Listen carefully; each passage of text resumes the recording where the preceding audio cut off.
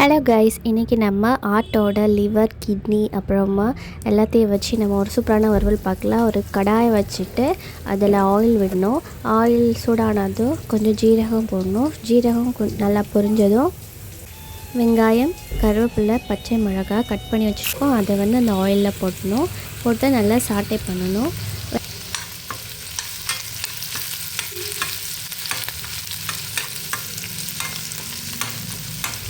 வெங்காயம் இந்த அளவு வதங்கின அப்புறமா நம்ம ஒரு ஸ்பூன் ஜிஞ்சர் கார்லிக் பேஸ்ட் போட்டு நல்லா சாட்டே பண்ணிக்கணும். ஜிஞ்சர் கார்லிக் அந்த பச்சை ஸ்மெல் வரைக்கும் நல்லா சாட்டே பண்ணிக்கலாம். அதுக்கப்புறமா ஒரு ஸ்பூன் கரம் மசாலா பவுடர் போடணும்.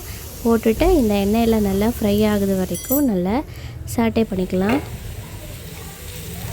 பச்சை ஸ்மெல் போகிறது வரைக்கும் நம்ம நல்லா ஃப்ரை பண்ணிக்கணும் ஆயிலில்.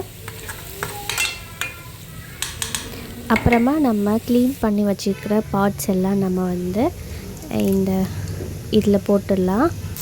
போட்டுட்டு நல்லா நம்ம மிக்ஸ் பண்ணி விட்டுக்கலாம். மசாலா எல்லாம் நல்லா பைண்ட் ஆகணும். நல்லா மிக்ஸ் பண்ணிக்கலாம். அப்புறமா நம்ம கொஞ்சமாக ஒரு ஸ்பூன் மஞ்சள் பவுடர் போடணும். மஞ்சள் பவுடர் போட்டுட்டு நம்மளுக்கு தேவையான சால்ட்டு போட்டுக்கலாம். சால்ட்டு போட்டுட்டு நீங்கள் நல்லா மிக்ஸ் பண்ணி கொடுங்க. எல்லாத்துலேயும் நல்லா பைண்ட் ஆகிற மாதிரி மிக்ஸ் பண்ணிவிட்டு உங்களுக்கு கொஞ்சம் வேகிறதுக்கு கொஞ்சம் தேவையான தண்ணி விட்டு நல்லா வேக வைக்கணும்.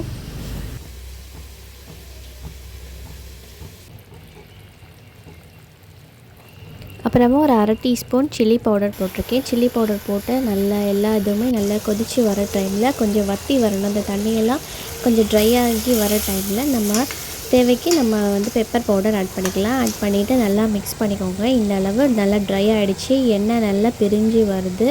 இந்த ஸ்டேஜில் நம்ம எண்ணெய் நல்லா பிரிஞ்சு வந்த அப்புறமா கொஞ்சமாக கொத்தமல்லி, மல்லி இலை போட்டு நல்லா மிக்ஸ் பண்ணி ஆஃப் பண்ணி விட வேண்டியதாக. இதில் தான் சூப்பரான ஃப்ரை ரெடி ஆகிடுச்சு. நீங்களும் இதை ட்ரை பண்ணி பாருங்கள். டாட்டா, பாய் பாய்.